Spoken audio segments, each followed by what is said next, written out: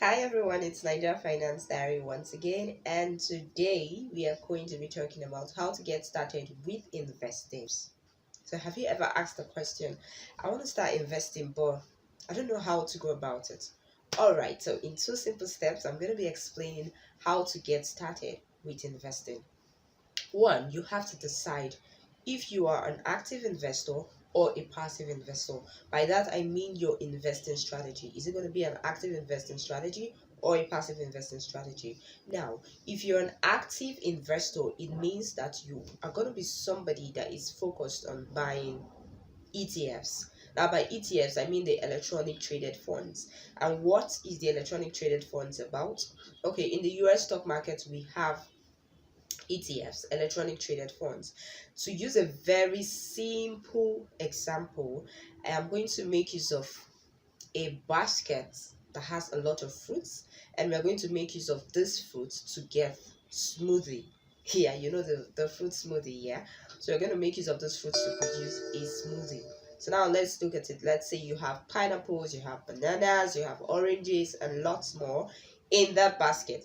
At the end of the day, when you finish blending this fruit and you get that smoothie out of it, after taking the drink, you know what happens to you?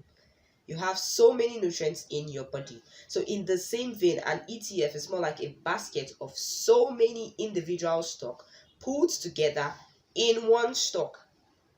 For example, you have the S&P 500, and on average the S&P 500 has returned over the years 10% per annum. Now the S&P 500 has 500 companies in one stock, meaning that if you buy a stock of the S&P 500, you have access to so many other companies in it. So it enhances your diversification in that the performance of one stock does not affect your overall stock performance. If one of the companies out of the 500 companies in that stock is not performing properly, you still have 499 that can augment. 499 that can just suffice for it. They can sort out your other problems. The fact that one stock is not doing well doesn't mean that others are not doing well. So you are covered.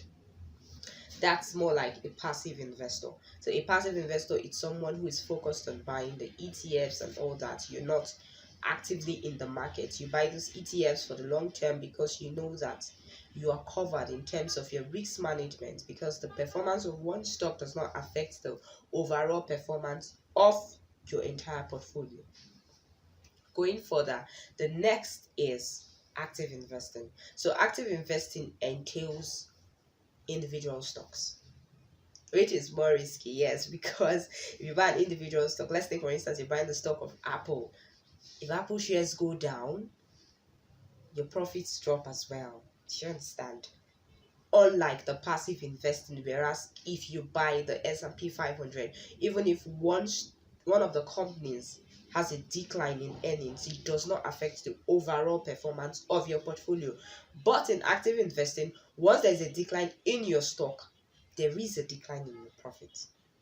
There is a decline in your portfolio. Yes. So the risk is more in active investing. But the good thing about active investing is that the same way that you experience a decline in your stock is the same way you experience an overall increase when that stock does well. So active investing, that's when you buy individual stocks like Apple, Google, and the rest of them. Then in Nigeria, you buy stocks of Cadbury, Boa Foods, Dangote Sugar, Dangote Cement, UBA, and the likes. And like I said earlier, active investing carries more risks because whatever happens to the management, whatever happens to their price per earnings, and all that affects your stock generally. So that is it about the whole investing. Now I know you might be thinking, okay, what broker should I use to get? Okay, so you might be wondering, what broker should I use to get started? For US stock, you can make use of the Bamboo app. The Bamboo app is available on the Google Play Store. BAMBOO, Bamboo. The Bamboo app is available. Okay, so we're looking at the Bamboo app for US stocks and Trove apps for Nigerian and US stocks as well. You can also check out what's it called? Chaka, but I don't use Chaka. But using the Afri Invest app and the Trove app, you can invest in Nigerian stock and US stocks from your phone. You just need to download the app to get started. And also remember that The second simple step is that you should invest in a particular sector. Get used to that sector before you go into other sectors. For me, at the moment, I invest in the hospitality sector and the banking sector for now. Going forward, I'll be investing in other sectors, but for now, it's just the hospitality sector and the banking sector. So pick a sector that you are very comfortable with and invest in that particular sector. Then going forward, you can move into other sectors after you've gotten a hang of these sectors. I hope you understand. All right, that's a wrap on today's episode. See you in my next video. Bye.